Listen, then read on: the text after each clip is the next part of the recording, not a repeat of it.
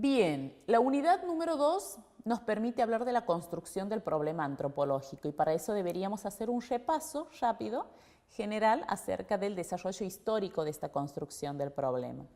En este sentido vamos a hablar de que los inicios de la construcción del problema antropológico y de la etnografía dentro de la antropología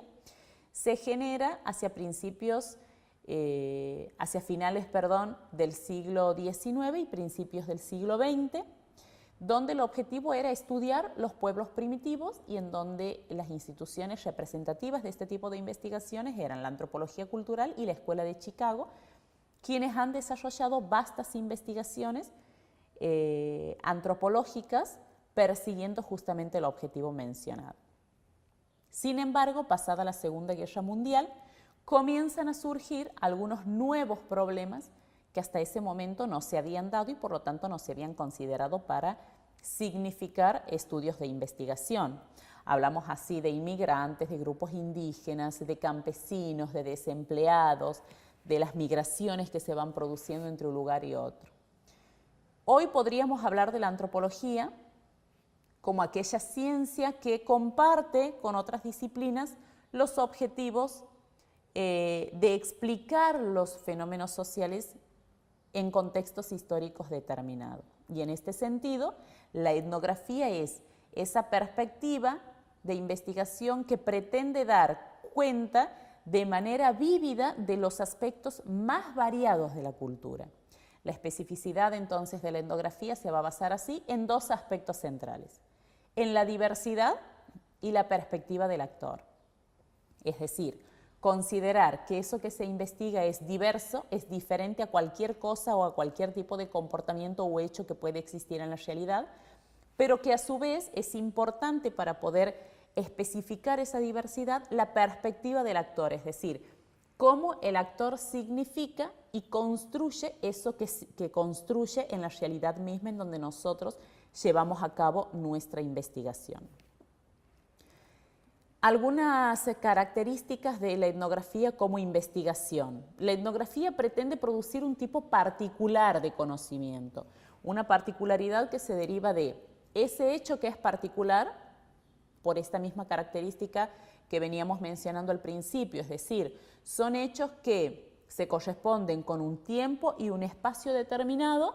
y que, por lo tanto, los resultados que se generen a través de esta investigación van a tener la correspondencia con esto que acabamos de decir. No solo se trata de observar conductas, sino también de comprender los discursos, las reglas, los valores que le confieren significados a tales observaciones. Es decir, voy a observar esas conductas que producen y reproducen los agentes sociales, pero a su vez voy a tratar de captar el significado o el valor que esas personas le otorgan a eso que hacen. En este sentido, la descripción densa nos va a permitir un acceso metodológico a estas significaciones que le dan sentido a las prácticas de los agentes y que producen espacio público. En este sentido, la descripción densa es la herramienta primordial que va a tener el investigador para poder registrar todo lo que acontece en esa problemática, en ese campo, en ese espacio social que investigo. El extrañamiento es una posibilidad y una estrategia, una herramienta que utiliza el investigador para poder interpretar lo que los actores hacen en ese determinado contexto. En ese sentido, el extrañamiento es la posibilidad que va a tener el investigador de interesarse cómo lo hacen esos actores sociales que producen y reproducen esos hechos y que a partir de ello van produciendo y reproduciendo el mundo social en el cual viven. En este sentido, las acciones y los significados deben ser considerados siempre y cuando se considere también la contextualización de los mismos. Volvemos a esta idea, tener siempre presente de que las acciones y los significados que las personas le otorgan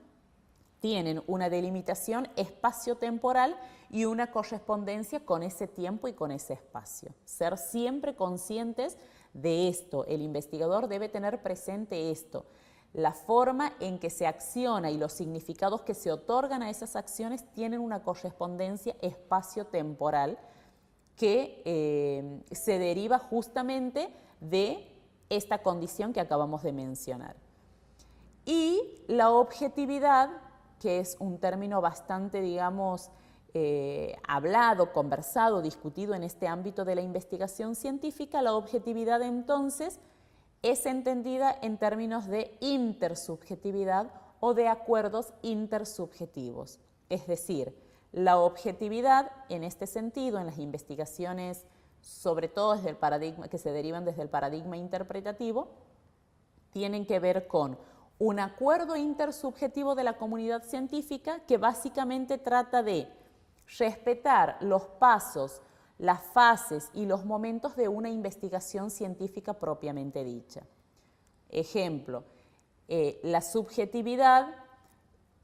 o la objetividad en realidad se va a lograr a través del acuerdo intersubjetivo entre todos los científicos acerca de que primero se debe plantear un problema, luego elaborar la problematización, plantear objetivos, elaborar el marco metodológico, plantear las cuestiones o las estrategias metodológicas, pasar a trabajo de campo y luego del trabajo de campo, en donde se recaban la información necesaria, pasar al análisis para generar conclusiones. Es decir, respetar todos esos pasos, respetar todas esas fases, esos momentos, significa lograr la objetividad en una investigación que se lleva a cabo desde el paradigma interpretativo o sociocrítico, en donde nosotros encontramos desde el paradigma interpretativo la investigación etnográfica y desde la investigación-acción y a la investigación-acción como característica del paradigma reflexivo, crítico o sociocrítico. En este sentido, entonces, respetar estos acuerdos subjetivos nos van a permitir lograr la objetividad que tanto se reclama desde el ámbito de la investigación científica. Bien. Entonces, el campo de la antropología está asignado específicamente por la vida social, entendida esta como las acciones, las prácticas y las representaciones que a través de esas prácticas y de esas acciones van creando y recreando los sujetos sociales en interrelación con otros. En este sentido, interpretar y dar cuenta de esas conexiones significativas entre la acción y el significado mismo que las personas le otorgan a esas acciones es lo que le va a interesar al investigador que se posiciona desde el enfoque etnográfico para llevar a cabo una investigación. La teoría, en este sentido, y como lo decíamos hace algunos momentos atrás, tiene una gran implicancia y peso en lo que significa un proceso de investigación. Y podemos hablar de un proceso de investigación desarrollado desde cualquiera de los paradigmas que tenemos, de los que podemos echar manos en el ámbito de la investigación, desde el paradigma cuantitativo, desde el interpretativo, desde el sociocrítico. Sin embargo, aquí, en la investigación etnográfica, la teoría va a acompañar a lo largo de todo el proceso, pero como lo decíamos, hay un momento en que el investigador debe desprenderse de todos esos conceptos teóricos, de todas esas definiciones, de todas esas conceptualizaciones, para poder mirar ese objeto de estudio, esa temática, esa problemática, de una manera que le permita a él captar el sentido y el significado que las personas le otorgan a eso que producen y reproducen. Esto va a significar que el investigador pueda abrirse a aquella problemática que investiga y será el trabajo de campo el que le va a permitir desprenderse de esas cuestiones teóricas y mirar con total objetividad lograda a través de ese acuerdo intersubjetivo del que hablábamos hace algunos momentos para poder entender el significado o la significancia de todo lo producido en esa problemática, en ese lugar, en ese momento. Dentro de la etnografía nosotros tenemos diferentes ramas, diferentes enfoques y por supuesto lo que nos interesa a nosotros en este sentido es enfocarnos en la etnografía de la educación. Para esto podríamos hacer un raconto histórico en donde vamos a decir que en los años 70 es Paulo Freire este pedagogo brasileño, quien comienza con los cuestionamientos a las pedagogías imperantes en ese momento.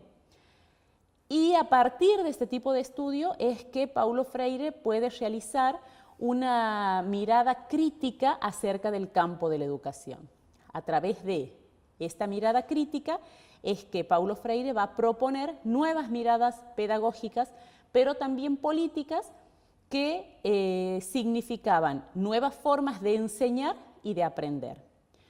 En este sentido, la etnografía pasa a ser una forma de conocimiento que le va a permitir a este autor y luego a otros investigadores conocer de manera analítica y descriptiva las realidades educativas. En este caso, el campo de la educación pasa a conformarse como el campo de esas realidades que la etnografía, como perspectiva de investigación, toma para poder investigar y entender, tratando de entender y de significar qué es lo que pasa hacia el interior de esa realidad.